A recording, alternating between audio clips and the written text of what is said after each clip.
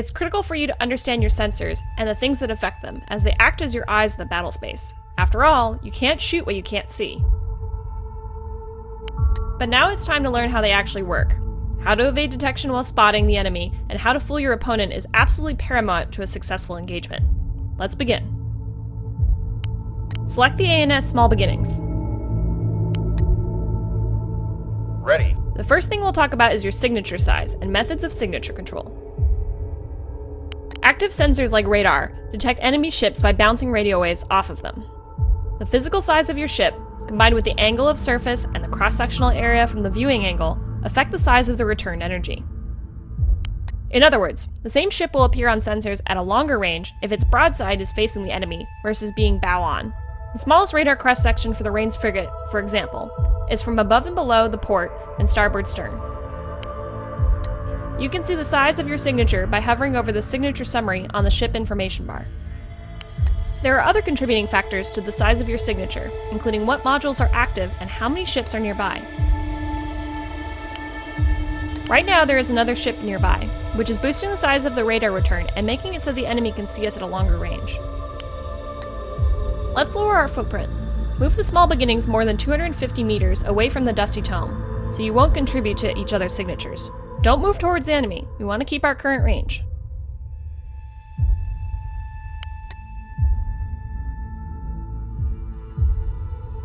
If you hover over the signature summary with your mouse, you will see the nearby ships modifier is gone, reducing our overall footprint.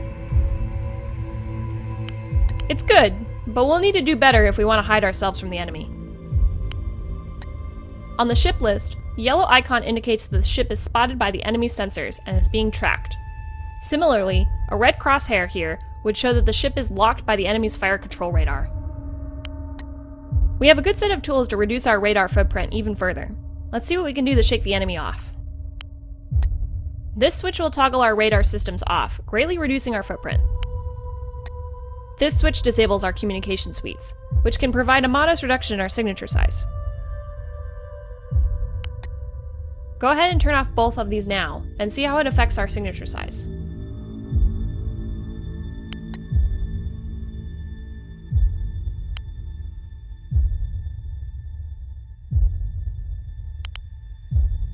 You may be surprised to see that even with your radars off, you are still seeing tracks. This is because the ANS Dusty Tome still has the radars and comms on, and is transmitting tracks to the Small Beginnings, sharing their own data. Hover over Signature Summary with your mouse to see how changing these emission settings altered your signature. If you didn't move too close to the enemy, you'll notice that the yellow icon indicating the ship is being tracked has disappeared. If you are still being tracked, it might be because your hull is at an angle that maximizes radar reflections. Even then, a lower signature size reduces the distance at which the enemy can detect you, even if you are well inside their maximum sensor range. Disabling emissions also has the added benefit of making you undetectable by passive sensors. Passive radar sensing is typically able to detect you 125% further away from your maximum radar range, so being invisible to it has an obvious benefit. The downside, of course, is that turning off your radars means you can't detect threats as easily. Similarly, disabling comms means that the ship is no longer transmitting any tracks it sees to friendly ships in the fleet. Ships with their comms off will still be able to receive tracks from other transmitting ships, so they can act as a silent shooter. Go ahead and re-enable both the radar and the communications on the Small Beginnings.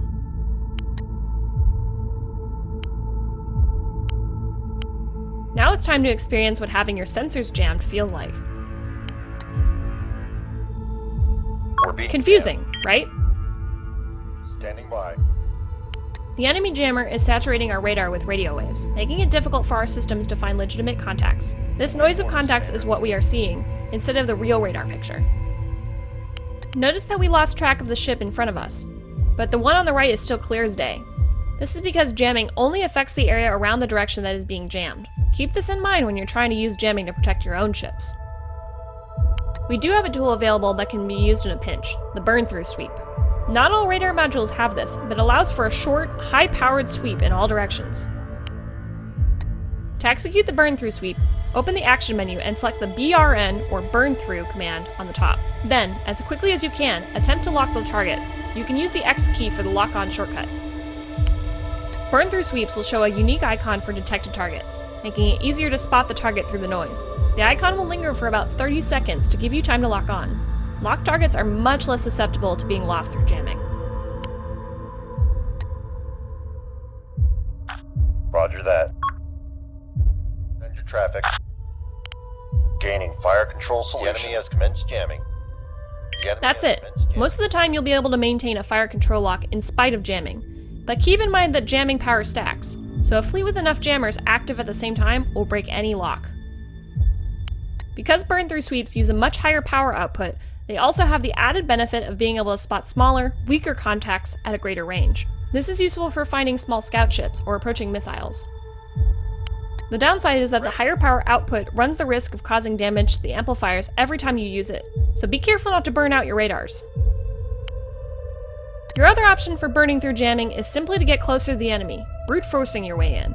Just try not to get sunk in the process.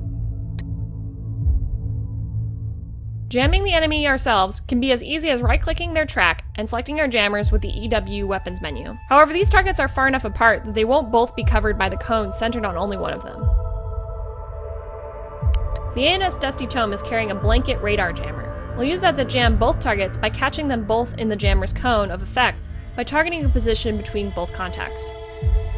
You can target a weapon on a position in space by opening the action menu by right-clicking in open space instead of on a track, and use the sphere widget to target a position between the two contacts. Remember to use the tactical view, as it will give you precise bearings for positional targeting. When in the tactical view, you'll see each track's position projected onto the sphere of the widget. To blind both of them, aim for a point between those two projected positions. Remember that you can change the radius of the widget by holding left control and drawing the radius in or out.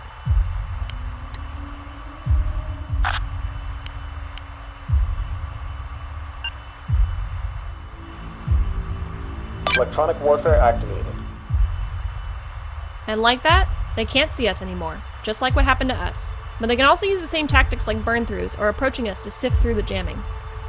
Even if you don't successfully jam the enemy's tracking of your ships, an active jamming signal will still reduce their sensor accuracy.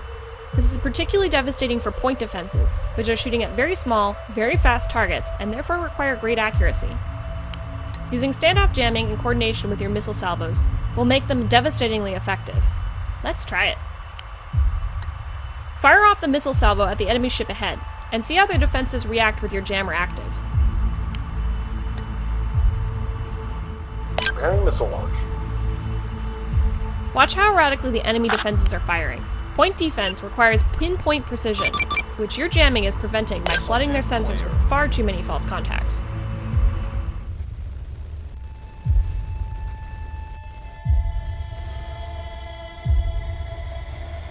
When using jamming to cover a missile attack, you'll still need to watch out for airburst point defenses like flak guns, as they don't require much accuracy. Ready whenever you are. Most importantly, the blanket jammer has a 90-second firing time. This is to prevent the amplifiers from overheating and being damaged. However, there are times where you absolutely have to be able to use the system, or you'll lose the ship. In that case, you might not care whether the module destroys itself. This is what Battle Short is for. Select the ANS Dusty Tome if it isn't already. This is the toggle for the Battle Short mode. When this is on, all equipment safeties are disabled, and the equipment will continue to run until it destroys itself.